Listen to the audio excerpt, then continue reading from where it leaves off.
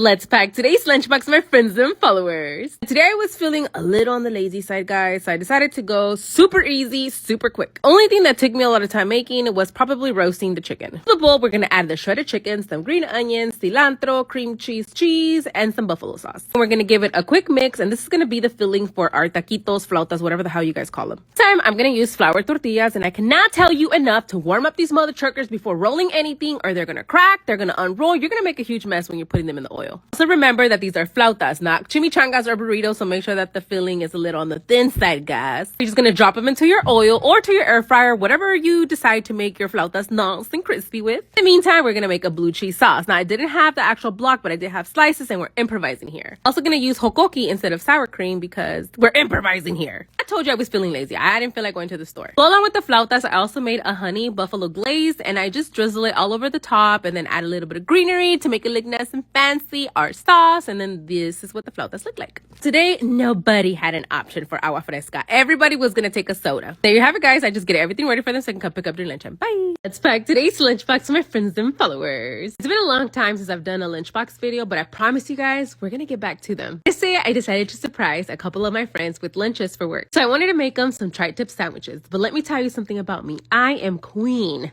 of messing up steaks, especially tri-tip, because that one is pretty tough. Only way I know that I won't mess it up is if I sous vide the tri-tip for a bit. Did you just boil the meat? No, I did not actually.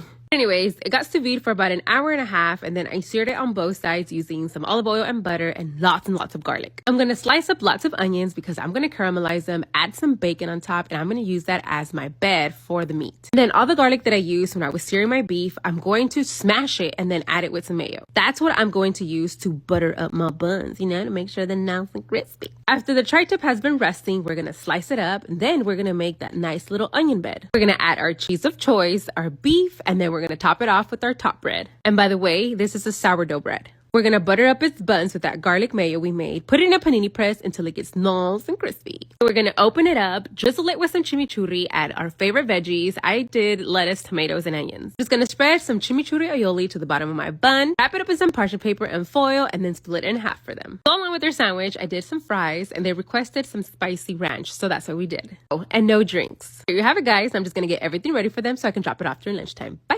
Of course I can. Didn't I tell you I got you guys? I am not letting you guys starve. So I'm gonna show you guys how to make breakfast sandwiches using two different types of breads. I have English muffins, and then the ones with the holes are bagels. You can either pop them in the toaster or butter up his buns. Put them on the comal so they can get nice and crispy. And speaking of nice and crispy, we are gonna crisp up some bacon. Using the rendered bacon fat, we're gonna make the eggs for our English muffins. Since the English muffins are small, I like to use the top of a mason jar just to make the egg perfect to the English muffin, but you don't have to. But if you do, make sure you spray a little bit of nonstick, that way the egg slides right off. Then cover it up so the egg can cook. Or just crack an egg on a bowl, scramble it up, and using a small little pan, cook it. That way it's still little and it fits your sandwich. And you can also do egg whites, spinach, turkey, whatever your little heart desires is your sandwich. You can put whatever you want. I had a couple slices of ham, so I'm going to throw it on the pan so it can warm up, add some cheese so it can melt, and then we begin to assemble our sandwiches. And you can always make these in advance, wrap them up in parchment paper, put them in freezer bags, freeze them, and then you just warm them up in the morning before you go to school. Hope you like this recipe. Bye! Have you guys ever been to a party where they serve the macaroni salad and you're like, I wonder how they made it? Well, stop wondering, because today I'm going to show you how I make mine. Gonna need this little tiny pasta, and I'm not going to pronounce the name because I know you guys are going to make fun of me. While it's cooking, we're going to chop up all of the things that are going to go in there. The key here is to make them as little as possible. I'm using Spam because I think it tastes better. So while the Spam is cooking, I'm going to also dice up some celery, red onion, and some cheese. Once you drain the pasta, you're going to run it under cold water. That way it's not as hot and it doesn't melt the cheese. You're going to add everything in there along with your cooked Spam, because I don't know if I mentioned that. You got to cook the Spam. I'm also going to add some freshly picked organic corn from my backyard. And I know this sounds crazy, but trust me, you're going to add about half of that tub of mayo.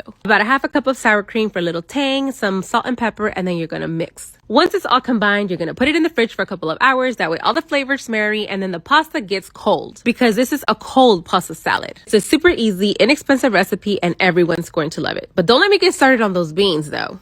We're doing a little experimenting using beef jerky. I wanted to make some machaca for breakfast, but obviously I don't have the real machaca, but this beef jerky is super thin and I was like, what if I crush it up, and make machaca out of it? Will it work? I don't know. Let's find out. We're gonna begin by crushing up the beef jerky, making it super tiny. Don't worry guys, the machine will be linked everywhere. We're also gonna add some potato to the machaca, so we're gonna dice it up using my little machine, and don't worry, I'm gonna link it up everywhere. The garlic chopper, that will be linked everywhere too. To a pan, we're gonna add a little bit of olive oil because we're gonna get our potatoes nice and crispy. Now, don't be waiting for me to tell you to go on ahead and season those potatoes because nobody here likes bland potatoes. We're gonna add the dry beef, but in our case, we're gonna call it machaca because that's what it is. We're gonna give the beef a nice little toast, let it meet Mr. Potato. Then it's time to add our tomato, onions, jalapenos, and some garlic. I'm just gonna season this up, but be careful, okay? Because that meat has a little bit of salt in it and you don't want your machaca to be super salty. We're gonna whisk a couple of eggs. By a couple, I mean like a dozen eggs because we're feeding a lot of people here.